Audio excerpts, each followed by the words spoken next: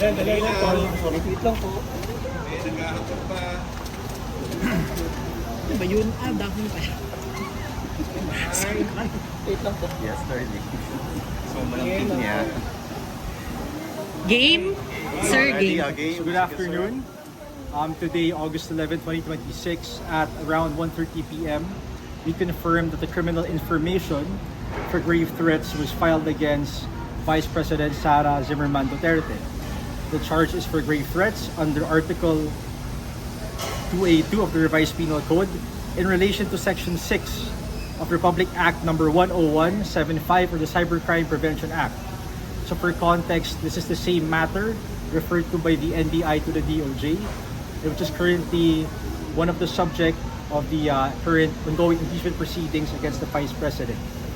Okay, so after preliminary investigation, ang nangyari po is nakita po ng ating mga prosecutors is that there was prima facie evidence with reasonable certainty of conviction to indict the Vice President for the crime of grave threats, again, by means of the cyberspace, so Cybercrime Prevention Act.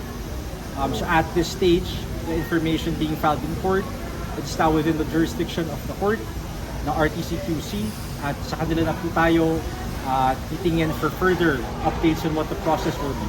Ano yung penalty, sir, ng grave threats? Again, since it's grave threats, tapos may cybercrime element doon, aggravated siya. Okay, let's not discuss the penalty for now because anything could happen in the course of the proceedings.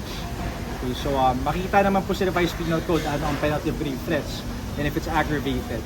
But again, details as to what particular things will happen during the case, any incident pertaining to the substance of the matter, shall be within the jurisdiction of RTCQC. Bail, sir. Bail recommended. We'll have to check the information for that, no?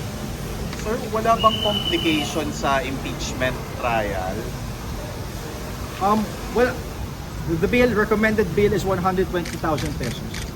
Okay, for that count. This is one count. Hawak ko dito, no? Yes. Sir, sa impeachment For trial, the wala impeachment trial, well, alam po natin na impeachment proceeding is under the domain naman ng legislature right now. The Senate and the senators being senator judges.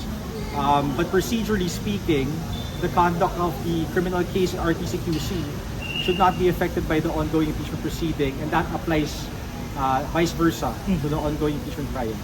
walang prohibition, sir, dito sa tuloy-tuloy ng kaso versus the Vice President. Ay, hindi ko po masasabi, no? Nasa Senate na po yan.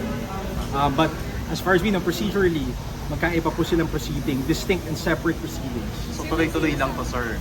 Yes, yes. Sir, in her statement, sabi ng lawyer ni VP Sara na hindi siya pwedeng i-prosecute as the Vice President. Your comment lang. Well, that is a legal argument by the defense, no?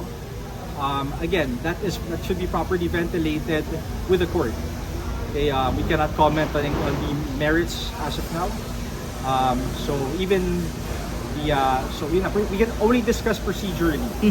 Hanggang doon lang po muna tayo. Inciting to sedition, why was it dismissed by the panel of prosecutors? So the inciting to sedition case, just to clarify, it was dismissed for the sole reason that the panel of prosecutors did not find prima facie evidence of reasonable certainty of conviction. Mataas po kasi na quantum of proof yan. So for that particular crime, under the law, may elements ng crime. Nakita po nila na there's not enough evidence for us to file this in court. Okay?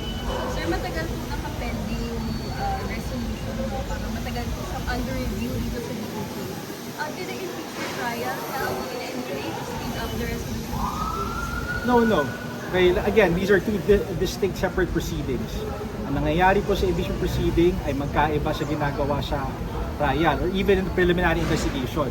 Yung mga ebidensya ho na nailatag sa during TI or preliminary investigation, hiwalay pa po yan sa nilalabas sa impeachment proceeding. So it's not accurate to say that one proceeding affected the other. Pero sir, bakit tumagal ng ganun katama? Since 2024 para nangyari pa din sila?